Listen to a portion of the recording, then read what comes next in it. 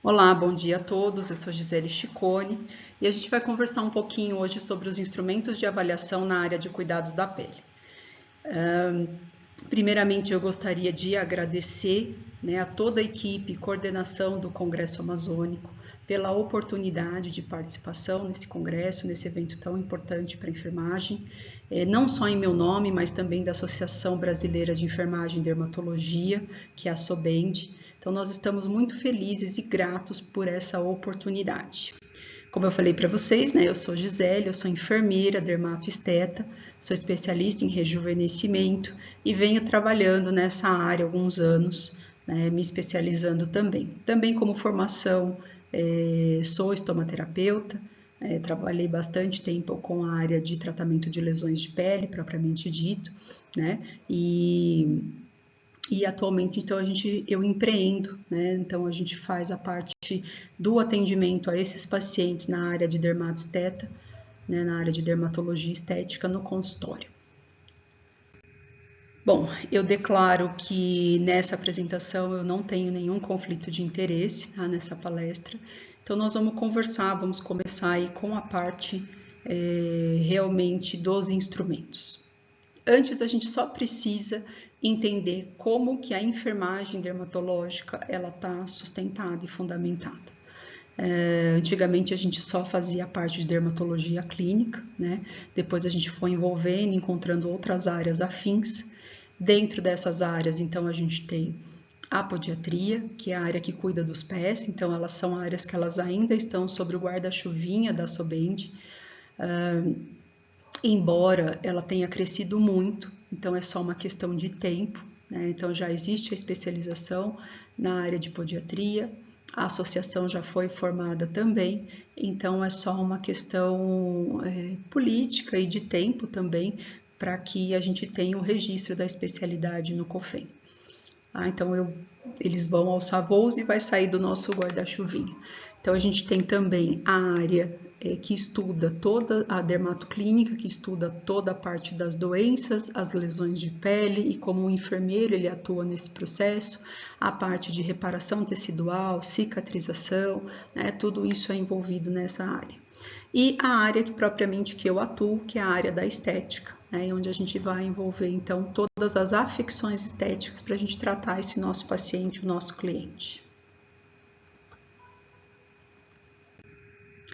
Para que a gente comece a falar de instrumentos, a gente precisa entender como é a anatomia e fisiologia da pele, do nosso sistema tegumentar. Então, a camada mais externa da pele é a epiderme. A epiderme ela é extremamente fininha, da espessura de um papel, onde a gente então tem aí em torno de 0,06 a 1 milímetro de espessura. Embora ela seja bem fininha, ela é uma camada que ela ainda tem outras 5 subcamadas por baixo dela, subdividindo essa epiderme, onde a camada mais externa é a camada córnea, depois a camada lúcida, granulosa, espinhosa e a camada basal. Abaixo da camada basal, a gente vai encontrar então a segunda camada da pele, que é a derme. A derme ela é de espessura variável, e aí vai depender, então ela pode ir de 0,5 até 3 milímetros. Importante dizer que a derme ela é uma camada de sustentação. A epiderme ela é uma camada formada propriamente por células. Vamos dizer aqui, 80% das células presentes na epiderme são compostas de queratinócitos. O queratinócito ele é importante por formar a queratina e fazer esse nosso manto hidrolipídico e proteção para a nossa pele. Ele detecta também as agressões, raios solares, e ele vai passar informações, geralmente, por exemplo, para os melanócitos, para que o melanócito, então, produza a melanina, então a gente tenha o nosso filtro solar natural, é uma proteção. Além disso, a gente tem as células de Langerhans, que são células envolvidas no processo do sistema imunológico, então vão ajudar na nossa defesa, e os discos de Merkel, que são terminações nervosas responsáveis por detectar tato e pressão. Para que a gente possa fazer uma comparação, quando o paciente é diabético e ele tem neuropatia, geralmente essa neuropatia ela acaba impactando principalmente os discos de Merkel. Então esse paciente ele vai perdendo a sensibilidade de detectar o tato e a pressão, né? Então por isso que muitas vezes esse paciente ele acaba desenvolvendo lesões de pele. Falando de epiderme, então, só para a gente esmiuçar um pouquinho cada subcamada, né? Na camada córnea, ela é composta por subcamadas de células mortas, então é onde a gente vai ter a queratina, ceramidas, que são essenciais para a proteção da pele. Aqui a gente tem o nosso manto hidrolipídico, que forma essa barreira de proteção. E nós temos abaixo dela a camada granulosa. A camada granulosa, ela é composta de células achatadas que contêm a queratomalina, que é o precursor da queratina. E também os grânulos lamelares, que vão impermeabilizar as células e evitar a desidratação. Na camada espinhosa, eu tenho queratinócitos produtores de queratina e as células poliédricas. Nesse espaço intercelular, eu também vou encontrar o glicocálix, que é responsável pela condução de substâncias hidrossolúveis para o meio interno. A camada basal é uma camada onde nós temos muita mitose celular. E aqui a gente tem 4 tipos de células: queratinócitos, melanócitos, células táteis, né, responsáveis por sensibilidade, células de Langerhans, né? Então aqui eles vão manter um contato direto com a derme, que é a nossa segunda camada da pele. A camada lúcida a gente encontra em algumas regiões e ela é de células achatadas. A epiderme, a gente tem os melanócitos, que são originados da crista neural, né? Então a gente consegue verificar que os dendritos dos melanócitos, eles estão esses bracinhos voltados para cima, onde ele deposita a melanina na epiderme. Quando a gente tem uma afecção estética, um problema que ele vai determinar, por exemplo, uma mancha hipercrômica ou um melasma, a gente precisa avaliar se essa deposição em excesso ela está na epiderme ou se ela está na derme. O que faz com que ele saia desse processo da epiderme e vire para a derme. Às vezes, esses dendritos onde você tem então o melanossoma guardando a melanina, ele pode estar voltado mais para a área interna, para a área da derme e depositar então na outra camada, sendo então mais profundo e também mais difícil da gente tratar. A gente tem as células de Merkel, que a gente conversou um pouquinho também, e as células de Langerhans, que são células encontradas aí no extrato de Malpighi, que são também importantes no processo de defesa, né? Então ela faz uma resposta contra antígenos, contra corpos estranhos que tentam invadir a nossa pele. A derme, como segunda camada da pele que nós temos, ela é composta basicamente por fibras, então ela vai dar sustentação. Então, quando a gente conversa sobre a derme, a gente precisa entender que ela é composta de fibras colágenas, elásticas, substância fundamental amorfa. Aqui a gente tem a matriz extracelular e também onde vão se originar os anexos cutâneos. Glândulas sudoríparas, sebáceas, folículo piloso, né? Então, o bulbo do folículo ele se encontra na derme, apesar da nossa visualização do pelo propriamente dito, né? Da haste do pelo, ela estar na epiderme, mas ela está como função e formada ali na derme.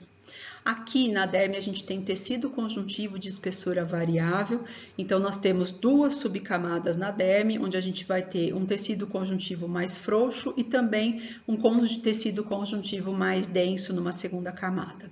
Aqui também vão se encontrar os vasos sanguíneos, que vão nutrir a epiderme e a derme, tá? Aqui nós temos como sustentação e proteção contra agentes mecânicos, proteção contra os micro-organismos, e aqui também existirão as terminações nervosas que vão dar as nossas percepções sensoriais, sejam elas de dor, tato, pressão, frio, calor. Todas essas células, essas terminações nervosas, elas estão aqui na derme. Então, a derme, como a gente conversou, né, a gente tem essas terminações nervosas, que tem o corpúsculo de Vater-Pacini, que detecta a pressão, Meissner, que vai detectar a sensibilidade tátil, Krause, o frio, Ruffini, calor, os meniscos, ou também chamados de discos de Merkel, que é tato e pressão, e as terminações livres, que detectam dor. Na derme, a gente tem duas camadas dividindo essa estrutura, que é a camada papilar, que é a mais externa, onde a gente tem as fibras colágenas finas, fibras elásticas, os fibroblastos, que são células responsáveis pela produção de colágeno, a substância fundamental, e na camada reticular a gente tem um tecido conjuntivo mais denso, onde a gente tem feixes de colágenos mais espessos. Importante lembrar que essa é uma camada de fibras responsáveis por força, tensão e elasticidade, porque ela é composta principalmente de colágeno e elastina. Então, essas fibras se entrelaçam, produzindo força, né, e se ramificando, entrelaçando com a epiderme também, e é uma região ricamente vascularizada. A derme papilar, ela tem as papilas dérmicas, e aqui a gente tem mais tecido conjuntivo frouxo, então eu tenho bastante fibroblastos, macrófagos, plasmócitos, e nessa alças capilares a gente tem regulação de temperatura corpórea. Aqui vão estar também a presença de alguns receptores importantes.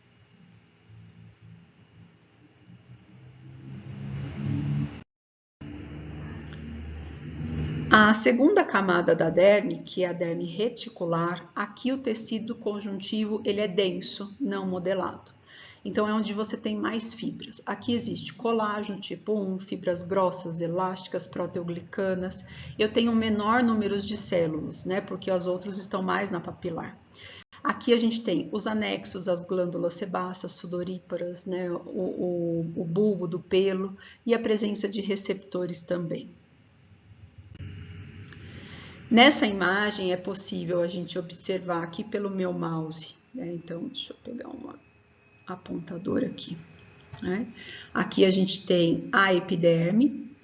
Dividindo a epiderme, a gente tem essas cristas interpapilares aqui, né? Interpapilar epidérmica, e nessa região mais abaixo, que é mais densa, a gente tem então a derme propriamente dita. Bom, na derme a gente também vai ter todas essas terminações nervosas livres que captam dor, né? Os discos de Merkel, Meissner, Ruffini, Pacini, que a gente já falou um pouquinho. Então, para exemplificar, eu gosto bastante desse desenho, porque aqui a gente consegue mostrar essas terminações nervosas, né? Então, aqui mais acima a epiderme, aqui na derme, que é onde a gente está conversando, a gente vai ter, então, esses corpúsculos. Então, por exemplo, nesse segundo quadradinho, a gente tem os discos de Merkel, né? Então, você tem a finalização aqui da parte nervosa, então, ele está envolvido aqui nessa parte do neurotransmissor. A gente tem também o corpúsculo tissular capsulado aqui, né, os discos epiteliais, táteis, toda essa parte de terminação e aqui as fibras de colágeno envolvidas também nesse processo.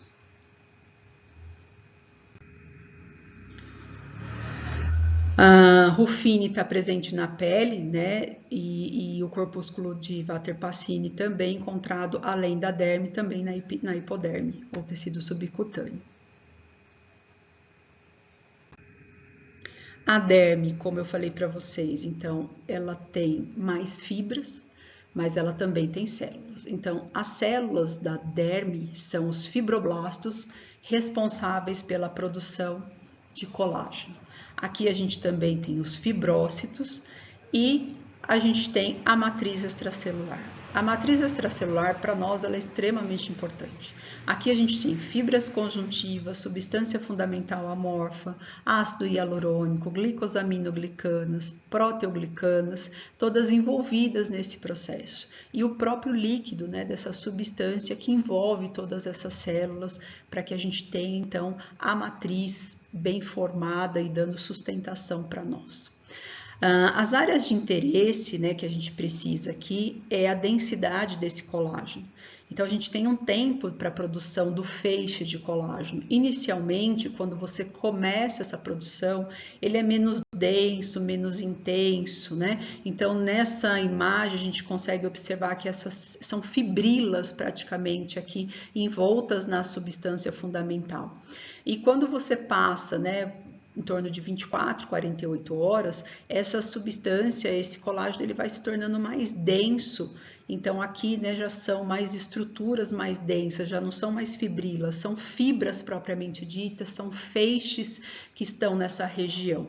Então, por isso que essa derme é uma camada muito importante para nós.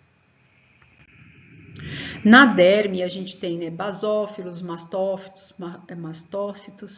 macrófagos, plasmócitos e o fibroblasto. O fibroblasto, eu digo que ele é o nosso amigo, né? O fibroblasto, ele precisa estar jovial, saudável, ter nutrientes suficientes para que ele produza, então, o colágeno, um colágeno também saudável. Então, a partir dos 25 anos, a gente vai perdendo colágeno, a gente vai envelhecendo e nós vamos tendo flacidez tissular e depois flacidez muscular associada. O fibroblasto produzindo colágeno, a gente fazendo reposição, a gente ajuda esse fibroblasto a produzir colágeno melhor, né? E a gente consegue, então, controlar também o nosso processo de flacidez, o processo do envelhecimento. A derme, então, a gente tem tecido conjuntivo, a gente também vão ter outras células, como eu falei para vocês, né? Os monócitos, os macrófagos, os vasos sanguíneos, então aqui tem os glóbulos vermelhos, os brancos, os linfócitos, plasmócitos, fibrócitos, todos eles envolvidos nesse processo. Importante dizer, né? Fibroblastos móveis diferenciam-se em fibrócitos, que vão se ligar aos processos alongados, para que ele forme, então, uma rede tridimensional. Essa rede é importante para nós, que se formam esses feixes colágeno. E aqui, né, esses fibrócitos sintetizam alguns componentes também, que são do fluido intersticial. E o ácido hialurônico, ele está dentro desse fluido intersticial. Ele é importante por captar água e manter hidratação. Então, quando a gente faz, por exemplo, um procedimento onde a gente leva para essa pele um ácido hialurônico, ele é um precursor, ele puxa a água, né? Então, ele vai ajudar na hidratação dessa região também, né? Falando de ácido hialurônico não reticulado, principalmente. Aqui um desenho que eu gosto bastante, porque principalmente a gente consegue ver na parte da epiderme essas células, né, onde você tem os queratinócitos, e eles fazem esse processo de invaginação.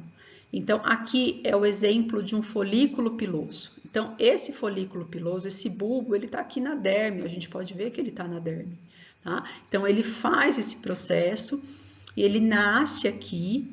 E aí, a haste do pelo, ela vem e sai, o ponto de saída dela é lá na epiderme, ok? A glândula sebácea, então, ela produz o sebo e ela está aqui envolvida, liberando esse sebo, lubrificando essa haste do pelo, tá? Assim como a gente também tem as glândulas sudoríparas produzindo suor.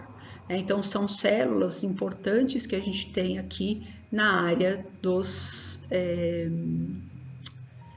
da derme.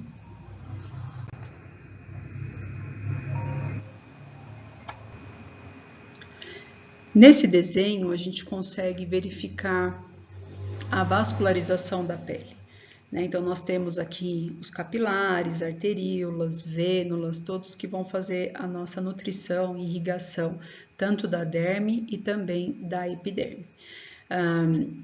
Importante mostrar que também a gente tem algumas glândulas, né, como a glândula sudorípara, a glândula sebácea, mas a gente também tem alguns plexos importantes, os plexos cutâneos, que estão aqui nessa região também. E a hipoderme é o tecido subcutâneo. Existe uma informação importante. Alguns autores não consideram a hipoderme como parte da pele, tá? E outros autores, sim. Então, vai depender muito, né, da academia que a gente siga, os autores. Então, vocês vão ver nos livros de dermatologia, livros de anatomia, algumas diferenças. Alguns vão incluir a hipoderme no nosso sistema tegumentar, outros não incluem, tá? Eles deixam só a epiderme como derme, como camadas da pele.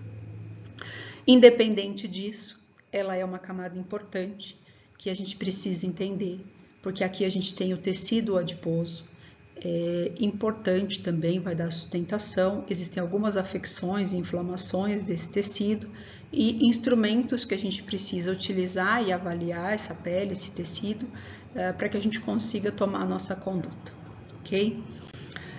Então, o tecido subcutâneo, ele é tecido conjuntivo, né, representa de 15% a 30% do peso corporal e ele é ligado à derme por fibras de elastina e colágeno. Principalmente a sua função, reserva de energia, proteção contra choques, isolamento térmico e conecta a derme aos músculos, ossos e tendões. Então, aqui a gente tem essa camada, essa reserva de gordura também. Essas são camadas importantes para nós, então vai dar toda essa parte de sustentação junto. Então, é um tecido, como eu falei para vocês, um tecido conjuntivo frouxo, onde a gente tem o depósito nutritivo de reserva, isolamento térmico, proteção mecânica.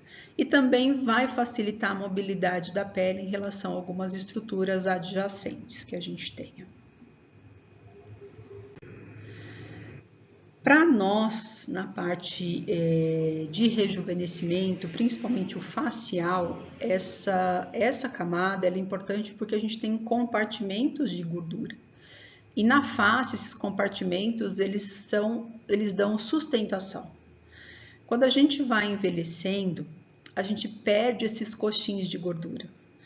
E aí, essas áreas, né, elas vão diminuindo, associadas à flacidez, nós vamos tendo quedas e aprofundamento de sulcos e rugas, por exemplo. Então, a gente precisa dessa região, desses compartimentos de gordura. Então, lembrar que na região temporal, né? Então, essa gordura, quando a gente perde, essa região ela vai ficando afundada, né? Então, às vezes a gente precisa preencher essa região. Região do sulco nasogeniano, lábio mentoniano, onde a gente também vai perdendo.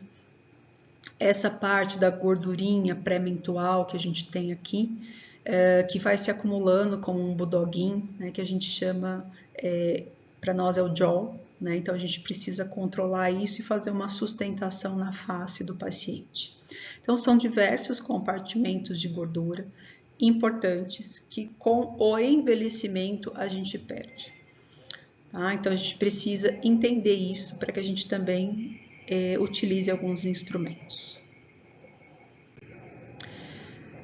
E embora esse sistema não faça parte da pele, ele é um sistema muscular aponeurótico superficial que a gente denomina como ismás. O ismás ele está entre a pele, o tecido subcutâneo e a musculatura. Ele é um músculo composto de 3 camadas, onde ele vem desde a região aqui do platisma, ele sobe nessa região da fáscia da parótida, tá bom? Se interliga e ele vai lá para a nossa cabeça.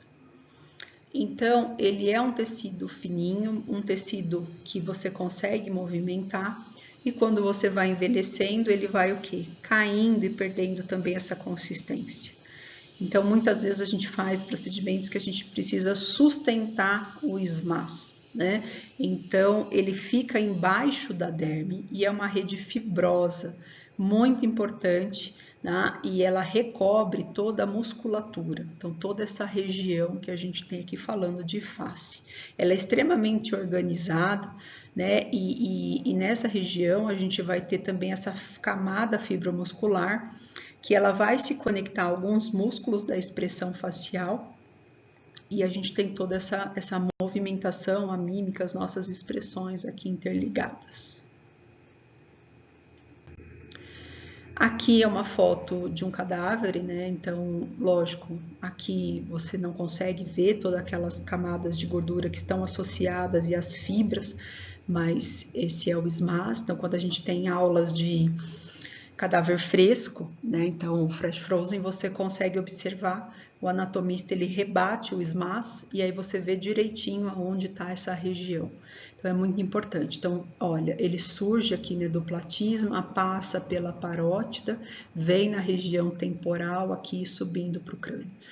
Então, essa é a extensão do SMAS, que é o sistema muscular aponeurático superficial, que para nós é importante.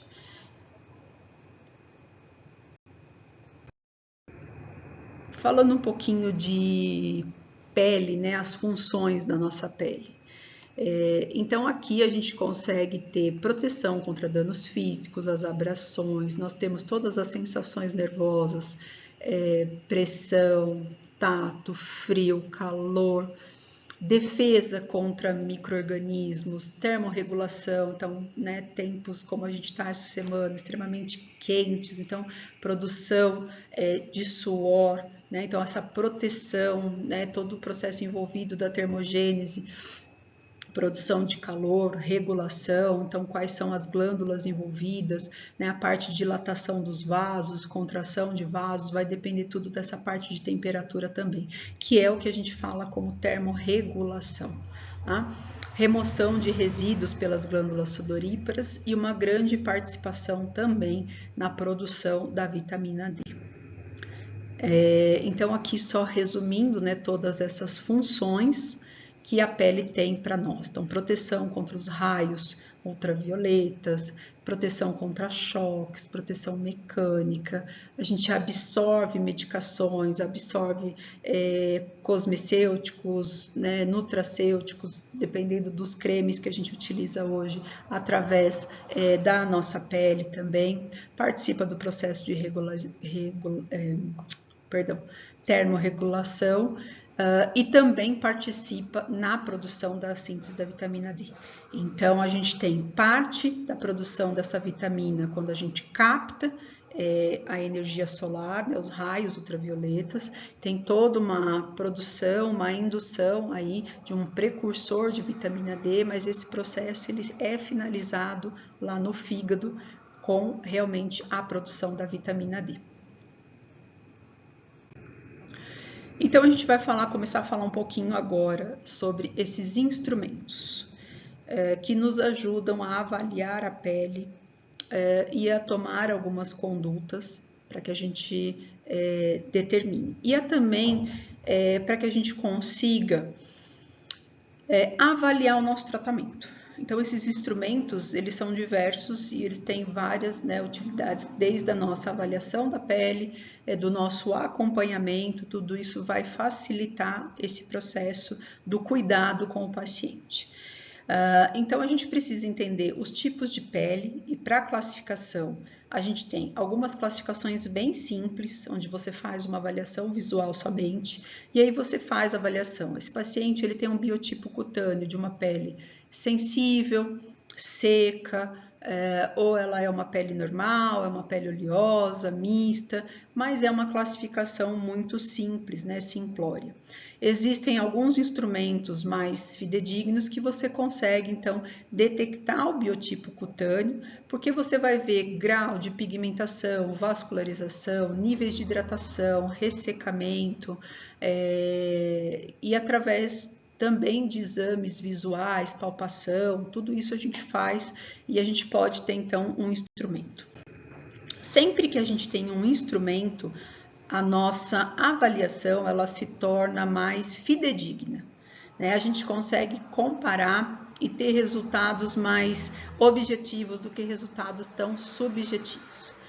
Dentro da avaliação e da classificação do biotipo cutâneo, um dos questionários e dos instrumentos utilizados pode ser o questionário de Bauman ou o sistema de Bauman.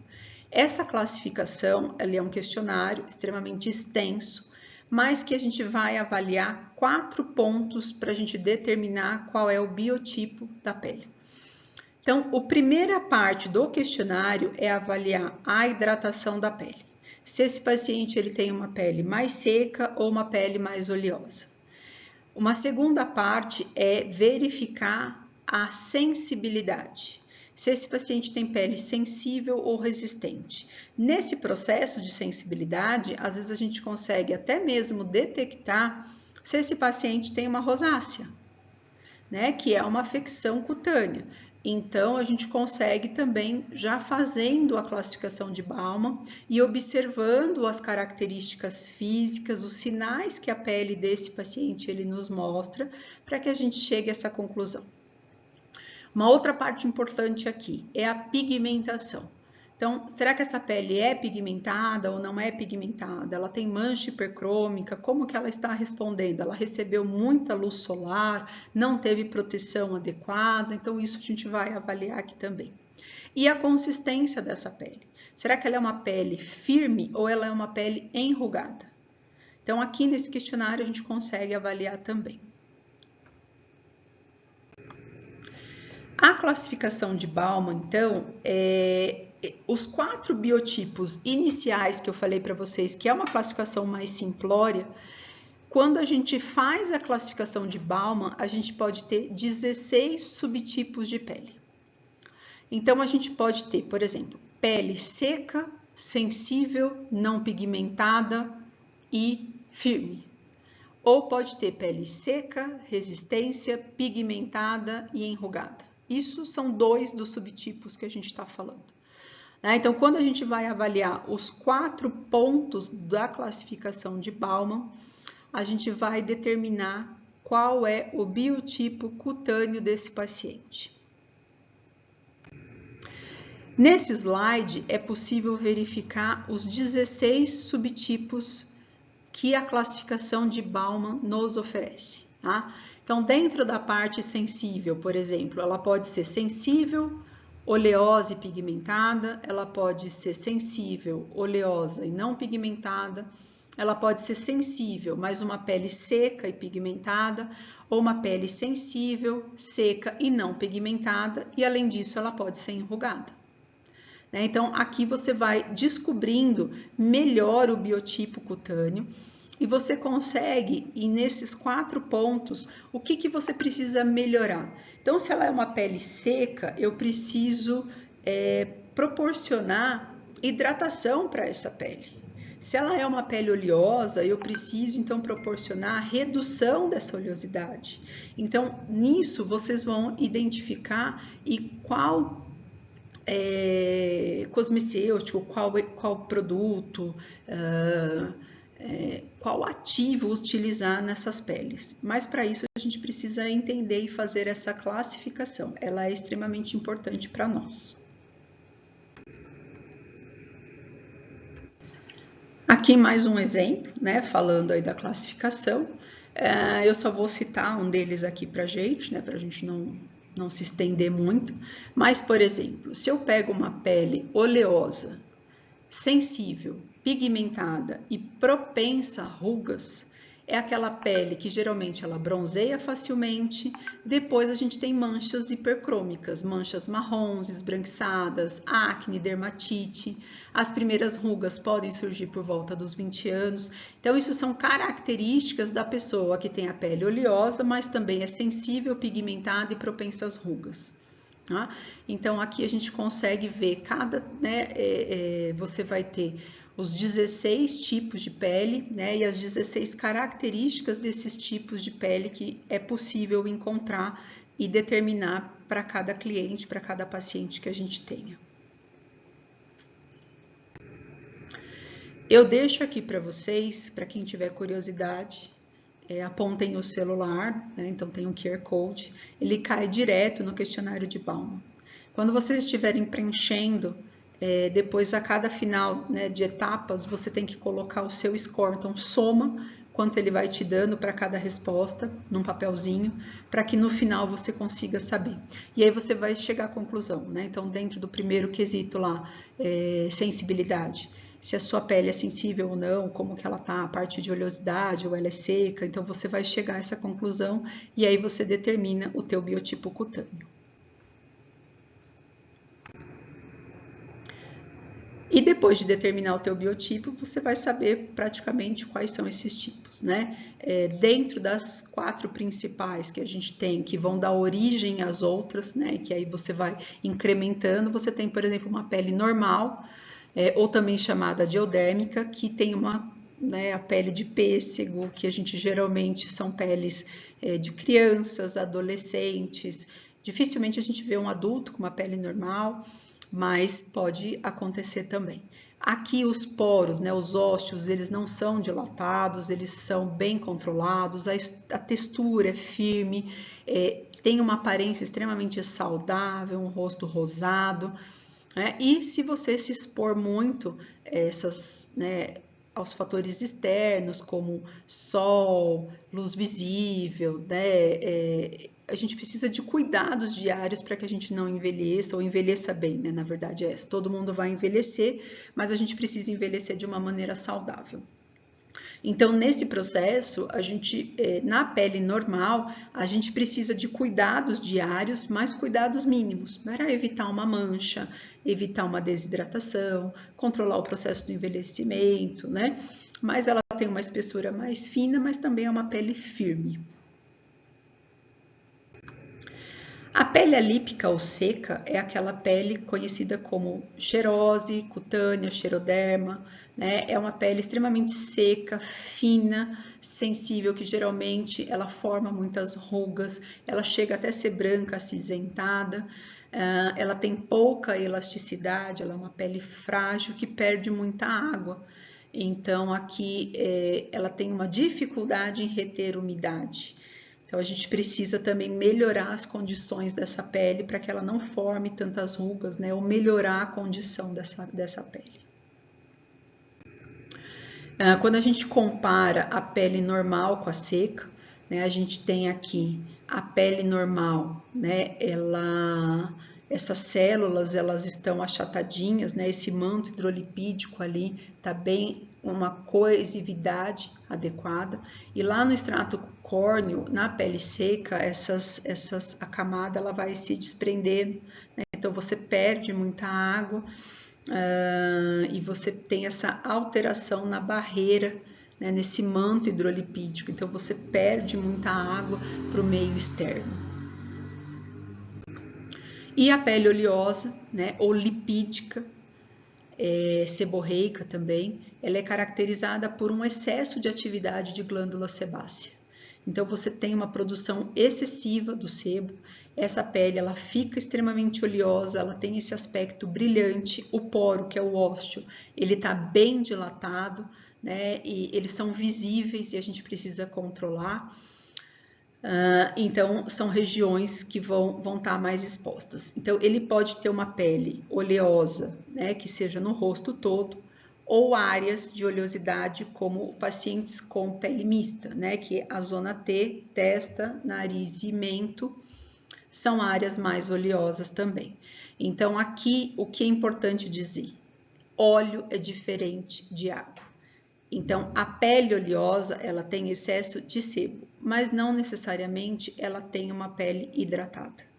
Então, às vezes, a gente precisa diferenciar isso para que a gente consiga pôr um bom hidratante nessa pele, mas que não exceda a produção de sebo, para que ela não se torne mais oleosa ainda. A pele oleosa, ela tem algumas afecções estéticas que ela está mais predisponente a ter, como acne, rosácea, dermatite seborreica, hipertricose, peridrose, né? Então, características dessa pele lipídica. A espessura da epiderme ela é alterada com hipertrofia de glândulas sebáceas. Se esse paciente tem acne, seja ela uma acne juvenil, uma acne de adulto, ele pode ter cicatrizes de acne, né? Então, a gente precisa melhorar esse aspecto também do paciente.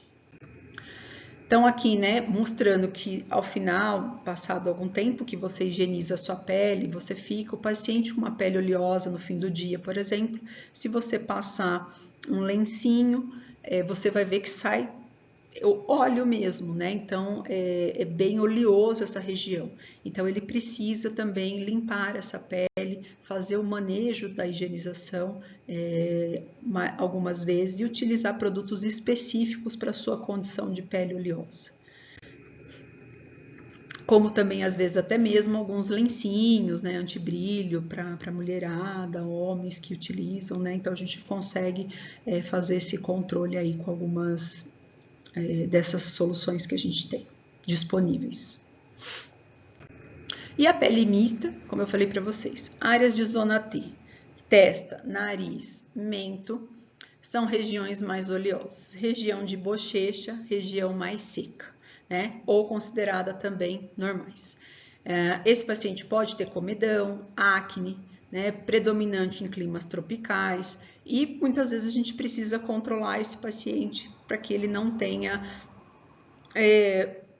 uma complicação mesmo, uma afecção e tudo mais, né? Controlar até mesmo a dilatação de poros nesse paciente para que ela fique uma pele mais uniforme. E esses pacientes podem ter pele sensível. Então, quantos de vocês que estão aqui hoje comigo, por exemplo, passam protetor solar e arde, passam um creme e arde, fica extremamente vermelho, né? Ele é extremamente sensível a determinados cosméticos. Então, a gente tem essa pele sensível, a gente deve evitar esfoliantes, produtos agressivos, evitar produtos com muitos corantes, né? Porque aqui os vasos também estão mais dilatadinhos, você consegue observar toda essa região, né? E esse paciente, então, ele tem uma pele muito sensível, que se irrita facilmente.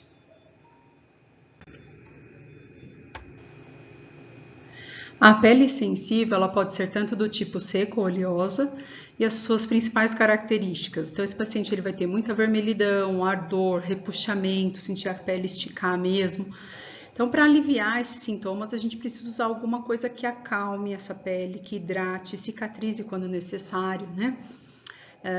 Alguns recursos disponíveis que esse paciente pode usar: água termal, alguma formulação com óleos essenciais, ácido graxo, aloe vera, tudo isso para dar uma acalmada também nessa pele. A pele mais madura é aquela reconhecida pelo próprio envelhecimento, né? Então, aqui a gente já consegue observar linhas de expressão, rugas mais aprofundadas, os sulcos, né? Elas têm pouca elasticidade, então são peles que a gente precisa também ter um cuidado, verificar o que é preciso fazer para essa pele, e aí a gente consiga dar sequência no nosso tratamento. A pele flácida, né? Então, com o tempo, mesmo ela sendo uma pele, né, madura, então a gente vai envelhecendo, os sinais da idade eles vão surgindo. Então, a pele ela vai perder colágeno, vai perder elasticidade, vão perder os coxins adiposos, isso vai caindo, né? Vai tendo essa flacidez.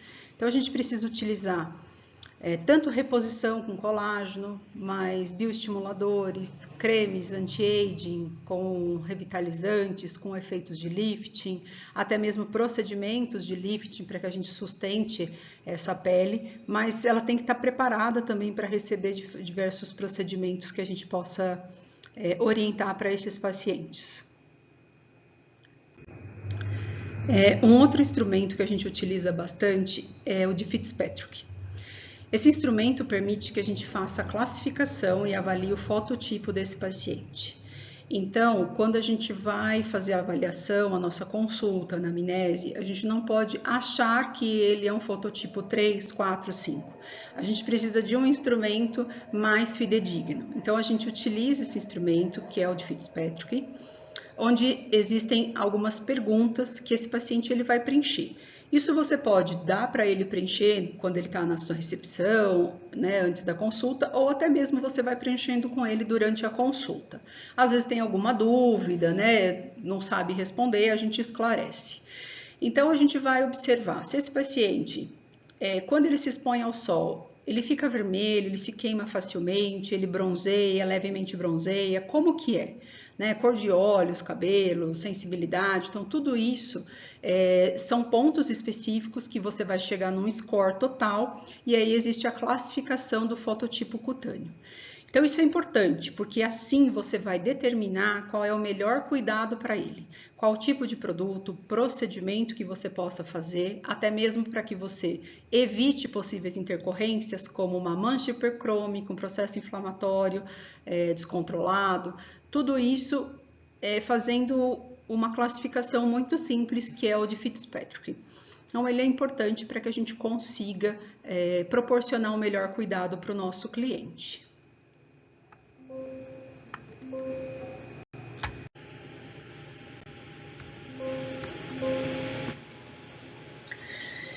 Esse daqui é o modelo que a gente tem da classificação de Fitzpatrick, né? Então, por exemplo, o fototipo 1 é aquele paciente de aparência com a pele muito branca, o cabelo loiro ou ruivo, os olhos claros, pode apresentar frequentemente efélides, que são as sardas, e quando ele tem a exposição ao sol, e claro, a gente tem que avaliar essa exposição ao sol sem o filtro ou bloqueador solar.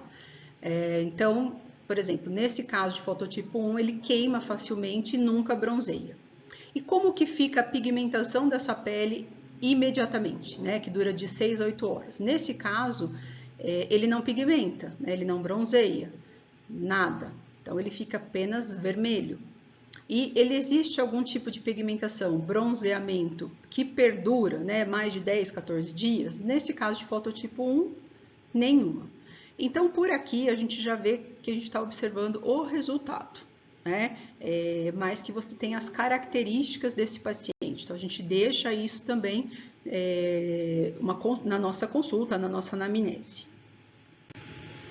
Esse é o questionário completo que a gente tem. Então, aqui a gente vai perguntar para esse paciente, né? Lógico, na cor dos olhos a gente está observando. Mas ele também pode preencher, então, cor dos olhos, cor dos cabelos, qual a cor da pele, da parte exposta ao sol.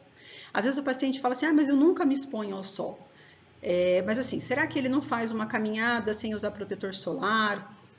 Foi para o parque, esqueceu o protetor? Então, assim, algumas coisas que você puxa desse paciente para que ele realmente te diga e passe as informações mais fidedignas, para que você então identifique o grau que ele bronzeia, quando ele se expõe ao sol, né? Quando ele se expôs ao sol pela última vez, com que frequência a área tratada se expõe ao sol. Então, são indicadores. Então, esse questionário, ele vai chegar a essa pontuação, que é um score, e aí a gente vai ver qual é o fototipo desse paciente. Uma outra parte importante é a arquitetura da face. Então, quando nós somos jovens, a gente tem o formato de um triângulo invertido, né? Como a gente tem essa primeira moça aqui. E quando a gente vai envelhecendo, né, esse rosto ele vai quadralizando, então ele vai ficando um trapézio e depois até que a gente envelhece, ele fica o formato de um quadrado. Isso por conta da arquitetura que vai modificando. Então, no processo do envelhecimento, a gente tem a mudança, né, a quadralização da face, a gente tem as quedas da face, a perda dos coxins adiposos, a gente tem uma reabsorção óssea, então, né, algumas regiões elas vão se modificando, sem contar toda a parte de flacidez e tudo mais que a gente tem. Para que a gente precisa saber disso, né? Porque esse envelhecimento, ele é cronológico, natural, e a gente precisa envelhecer bem. Então, se a gente se tratar e fazer cuidados preventivos, ter uma rotina de cuidados preventivos, a gente pretende envelhecer muito bem. Então, não podemos esquecer que com o avançar da idade, nós teremos essas mudanças. Então, o paciente chega e fala assim, mas quanto tempo vai durar o meu procedimento, né, depois de feito? Depende do seu processo de envelhecimento, porque assim, a gente continua envelhecendo, então a gente não tem como bloquear esse processo.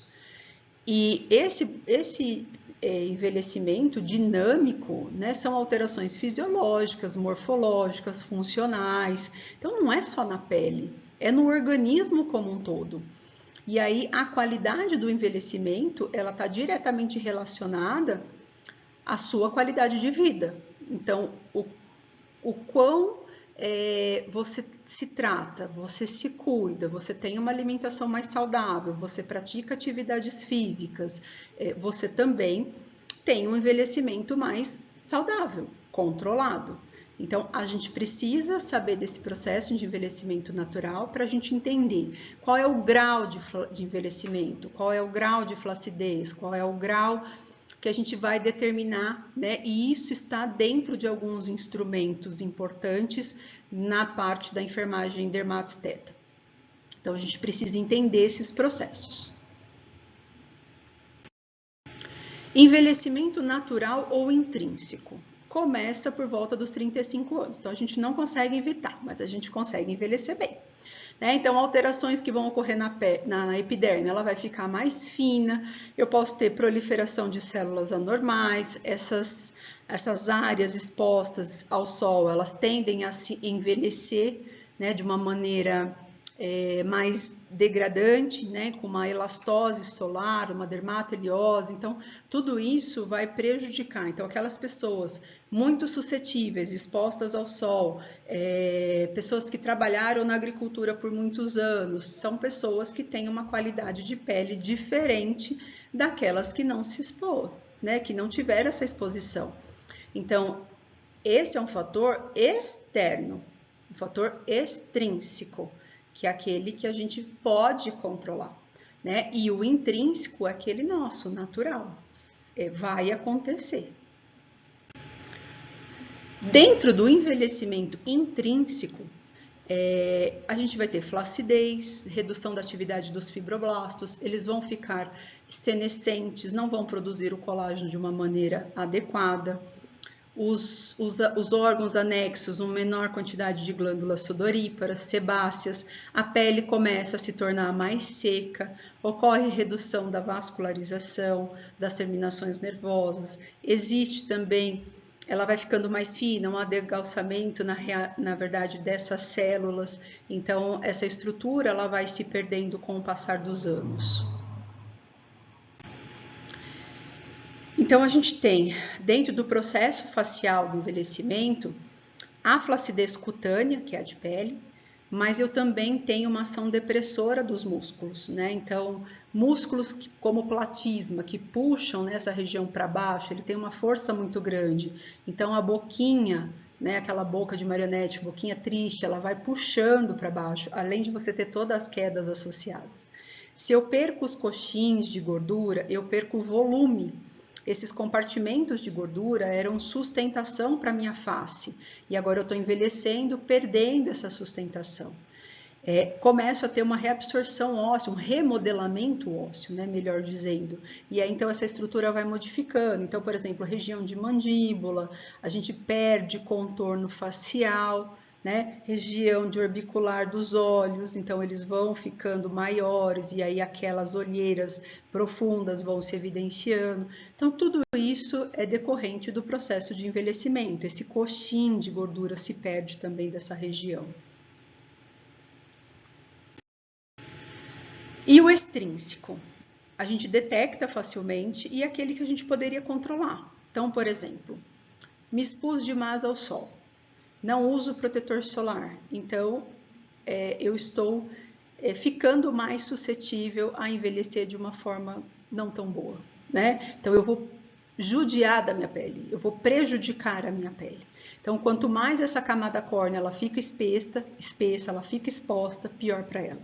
Poluição, né? Tudo isso prejudica. Manchas, atrofiamento de pele, cicatrizes, tudo a gente consegue observar. As palmas das mãos mais grossas, né? Pele na nuca fica modificada, o número de células de Langerhans e dos linfócitos T, eles reduzem. Então, são alterações que a gente tem. Ocorre uma elastose nas fibras, ocorre uma alteração na parede dos vasos. Então, tudo isso é observado durante o nosso processo de avaliação. E o que mais a gente fala, né, e conversa? Então, radiação, tabagismo, exposição a calor, a produtos químicos, uso de produtos de maneira inadequada. Então, a sua tia usou, você acha que para você serve, e aí realmente você prejudica a sua pele, provoca uma cicatriz. Então, a gente precisa olhar. Cuidado com os bronzeamentos, né? Você pode ter uma mudança no padrão genético dessa célula, ter uma alteração, então a gente tem que tomar bastante cuidado. Bronzeamento por câmeras de bronzeamento de curta duração, tudo isso vai proporcionar envelhecimento mais rápido, né? Então a gente precisa tomar bastante cuidado com alguns pontos que a gente está se expondo e às vezes é por nossa própria escolha. A dinâmica do processo do envelhecimento, né? Então a gente tem esse rosto que ele vai ficando, né, de um trapézio até a parte que ele vai ficando mais quadrado. Então a formação, né, as quedas, então queda da sobrancelha, né, vai tendo ptose, a região, né, abaixo dos olhos, da pele orbicular, o sulco nasogeniano, lábio mentoniano, a presença do jaw. Então, são as quedas que a gente vai observando e vão se formando com o passar do tempo. E aqui a gente consegue observar a diferença desse aspecto cutâneo, né? Uma célula jovem, ela tem um processo de mitose diferente, ela é mais espessa, eu tenho fibras colágenas, tenho células mais sadias, produzindo a todo vapor, vamos dizer assim. E durante o processo do envelhecimento eu vou perdendo glândulas, né? Vai ficando mais fininha. O meu colágeno eu perco nessa produção, eu já tenho aquilo que produz, já não está de uma qualidade tão adequada, então isso muda, né? O meu manto hidrolipídico, ele fica diferente, então ele é mais suscetível a gente ter perda de água, então a gente tem uma perda de água transepidérmica muito maior no paciente idoso, então a gente precisa hidratar melhor essa pele, e além de hidratar, e também, né, tem ingestão de água, a gente precisa usar algo que consiga manter a hidratação, né, desse paciente. Então, orientar realmente ele consumir mais líquidos, beber água, então pelo menos em torno de 40 ml por quilo de peso é o ideal para que a gente consiga consumir de água diariamente e ter também uma boa hidratação.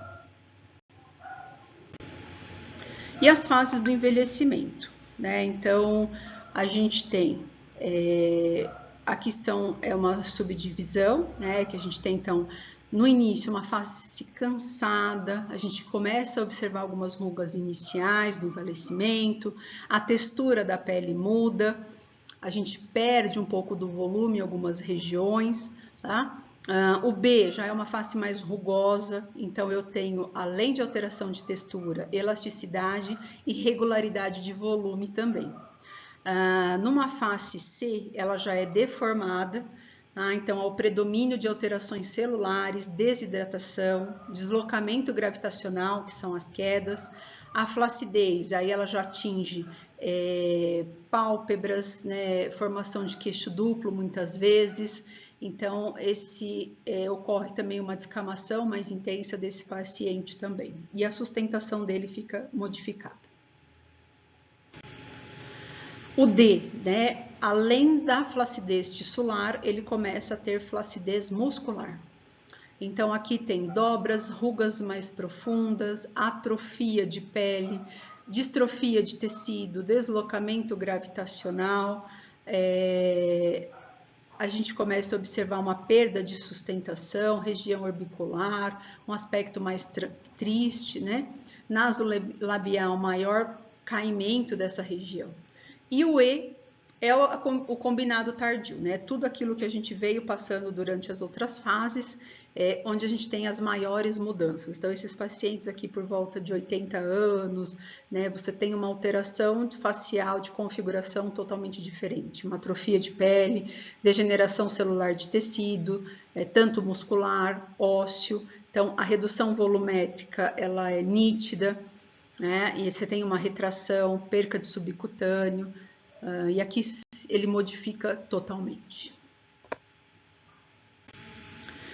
E a gente então avalia durante o processo do envelhecimento as quedas da face, né? A gente considera aí 7 quedas da face para que a gente observe. E isso a gente observa e coloca no prontuário. Eu não tenho um instrumento propriamente dito para as quedas da face, mas ela faz parte da nossa avaliação, da nossa consulta, para você saber o que você precisa sustentar e melhorar a simetria dessa face. Então, a gente tem, né, a ptose palpebral, né, que ela tem a queda aqui, o complexo jugal, o sulco nasolabial, a comissura bucal invertida, o sulco labomentoniano, o jaw, né, o bulldoguinho, a ptose da ponta do nariz. Então, essas são as 7 quedas da face.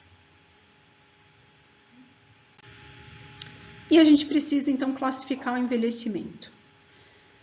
Existem alguns instrumentos, na verdade, até uma quantidade generosa de instrumentos que a gente pode utilizar aí na classificação do envelhecimento. Embora alguns instrumentos eles estivessem utilizando ou ainda se mantêm com a idade do paciente, a gente não pode mais se basear por essa idade, né? Então, a antiga mulher dos 60, hoje ela tem às vezes 70 com aparência de 60.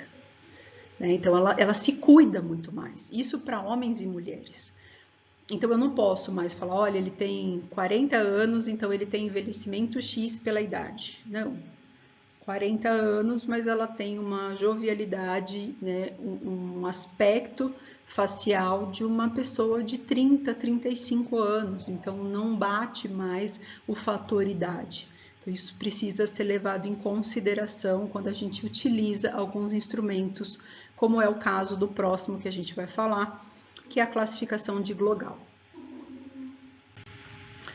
A classificação de Glogau, ela observa as alterações das quedas, pigmentação, rugas, mas ela também considera idade e fotoenvelhecimento.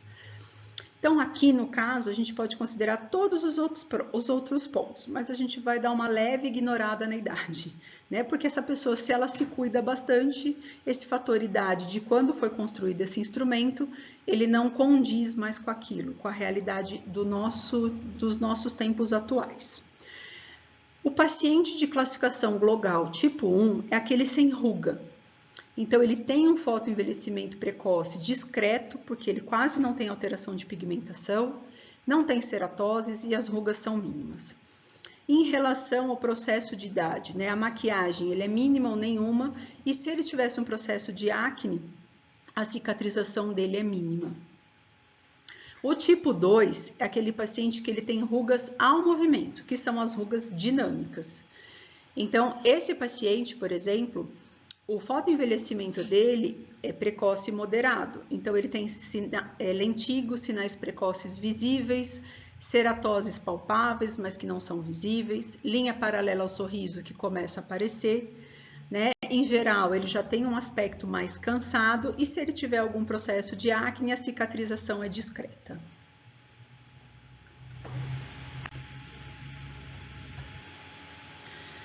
A classificação do tipo 3 já é o envelhecimento mais avançado. Nesse caso, as rugas elas são estáticas. Então, mesmo sem fazer movimento, quando eu estou em repouso, eu tenho a evidência dessa ruga formada.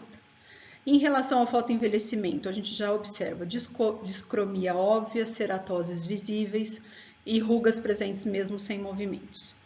Nesse caso, o paciente ele tem um aspecto mais abatido, de sempre cansado, a cicatriz de acne, a maquiagem não consegue encobrir.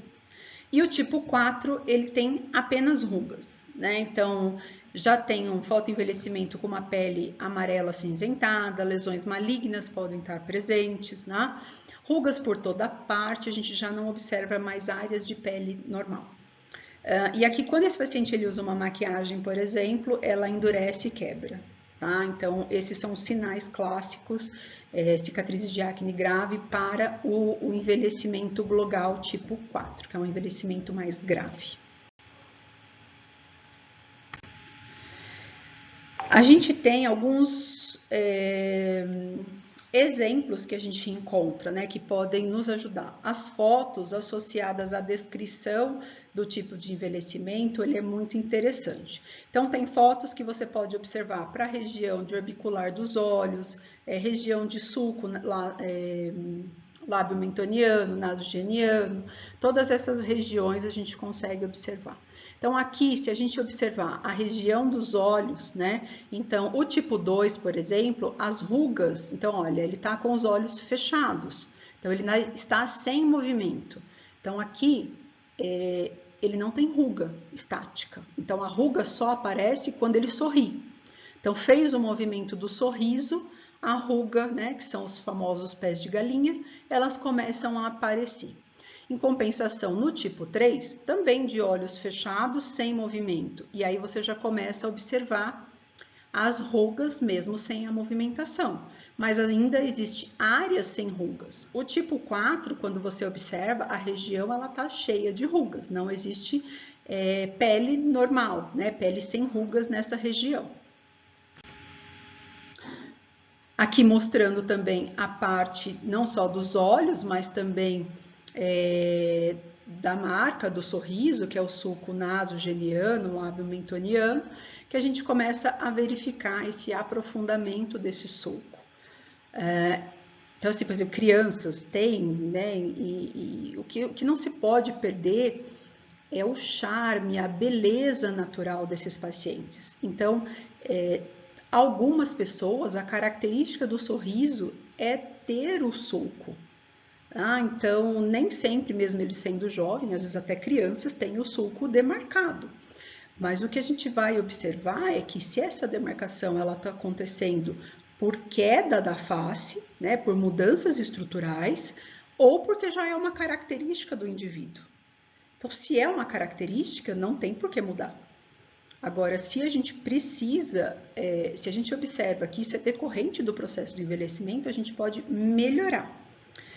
Só que a gente precisa entender que esse paciente ele deve ter uma área de sustentação. Se ele só tiver envelhecimento e a gente preencher algo que não consiga segurar o peso desse produto na pele, não vai ficar bom. Então, precisa trabalhar face lateral e suspender, né, fazer lifting para que a gente melhore essa condição do paciente. Eu gosto bastante desse exemplo, é uma publicação espanhola, mas que a gente consegue avaliar. É a mesma classificação de Glogal, tá? Só que aqui você tem a imagem e o descritivo.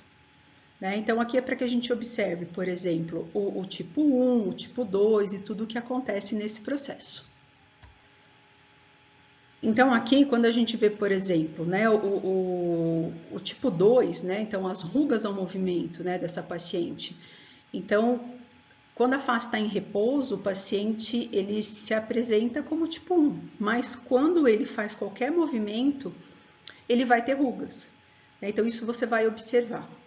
Então, aqui, esse paciente, a gente consegue ver como estão as comissuras, as rugas sendo formadas, esse processo do envelhecimento. Tá? Então, essa parte é bem interessante. Aqui só exemplificando, né, ele vai chegar até o tipo 3 e o 4, mas é para que vocês vejam que existe essa associação. Por isso que eu gosto bastante de colocar nas aulas, quando a gente já tem a descrição com a fotografia. Uma classificação muito simples das rugas, como eu falei para vocês, né, é quando a gente faz a observação durante a consulta, na anamnese. Então, a ruga dinâmica é aquela que ocorre durante o movimento. Então, a gente pede para o paciente, joga a sobrancelha lá em cima, né? O que acontece? Essa ruga se forma. Então, essa é uma paciente de 42 anos, uma paciente jovem, que ela tem rugas ao movimento. Então, se a gente observar, ela tem sinais de rítides bem leves quando ela está em repouso, tá? Mas a maior ruga dela é o movimento. As rugas estáticas são aquelas que elas aparecem mesmo eu não tendo movimento. Então, observa a região da glabela. Né? Deixa eu pegar uma canetinha aqui. Né? Então, olha, essa região aqui a gente consegue observar, né, que você tem ali uma ruga formada e ela tá sem expressão, né? Olha a região do sulco formado sem ela estar em movimento, né? Queda palpebral, Então, tudo isso são sinais do envelhecimento. Uma face quadralizada, queixo duplo. Olha a região do jaw dessa paciente, bem evidente.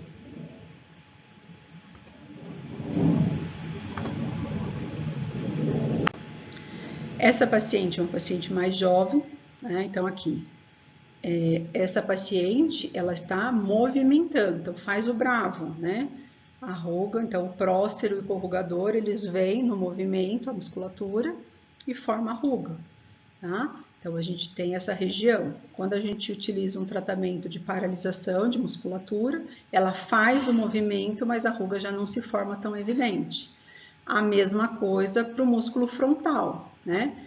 Olhou lá para cima, né? Então forma todas as rugas aqui da região do músculo frontal. Fez a utilização do tratamento, né? Sobe, faz o movimento, não tem mais esse movimento. Então, o que a gente faz? A gente trabalha de uma forma profilática.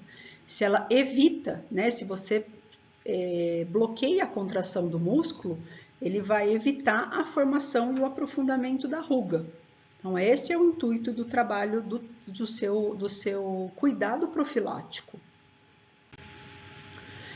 Um outro tipo de classificação usada é de Lapierre e Pierrat, onde você vai ter a classificação. Grau 1, 2, 3, né, são as rugas de expressão, formadas pela contração dos músculos. Então, ela é uma classificação mais simples, tá, do que a anterior, mas que a gente também pode utilizar. Ela também é um pouquinho mais antiga. A outra classificação é de Fitzpatrick e Goldman, onde você vai avaliar o score de intensidade da ruga para avaliar a gravidade, principalmente de rugas periorais e periorbitais. Então, ele se concentra nessas duas regiões, mas ele vai avaliar também as medidas da elastose solar, então como que ocorreu a degeneração desse tecido, as discromias, a profundidade dessa ruga, e o critério aqui para esse instrumento se baseia na opinião do especialista. Ela não eu não tenho uma medida física, uma medida direta para que esse instrumento ele se torne mais objetivo, infelizmente. Então, aqui é para que vocês observem, né? Então, quando esse paciente ele tem uma classificação de Fitzpatrick Goldman 0, ele não tem rugas. Então, eu não tenho sinais visíveis de rugas nesse paciente, tá? Então, eu tenho uma continuidade da pele sem linhas de expressão. E aqui, nesse caso, eu não tenho manchas visíveis e tudo mais. Ele vai passando, então, assim, de 0, né? Ele tem 1, 2, 3, e aí a gente vai observando como que está essas rugas. Então, uma ruga, por exemplo, mais moderada, ela é claramente visível, né? Um tipo 2 aqui, então você observa que ela está aqui, né? Então, ela tem aí de 1 a 2 milímetros de profundidade. O tipo 3, ele tem mais de 3 milímetros de profundidade. Então, a gente consegue observar e teria esse indicativo de profundidade aí, matemático. Aqui está o resultado dessa classificação. Então, quando a gente faz, né, E-score entre 1 e 3, rugas leves, então grau de elastose é suave. 4 e 6, rugas de profundidade moderada e quantidade moderada, então grau de elastose moderado. 7 e 9, rugas profundas em grande quantidade com ou sem redundância de dobras. E aí é um envelhecimento aqui mais severo. A modificado, o Fitzpatrick modificado, ele faz avaliação também. E existe um artigo que fala sobre a validação desse instrumento, é bem interessante, tem a referência no próximo slide, para que a gente observe. Então, aqui a gente vai de classe 0 a 3, né, e a gente vai observar isso aqui para a região labial, nasolabial. Então, por exemplo, um paciente, classe 4, né, então a região nasolabial dele, né, como que ela faz? Então, essa é a classificação de flacidez facial, que é a Facial Laxity Rating Scale. Então, aqui a gente consegue observar, né, uma flacidez baixa, moderada ou severa. Então, aqui existem alguns pontos importantes que a gente vai observando nesse paciente.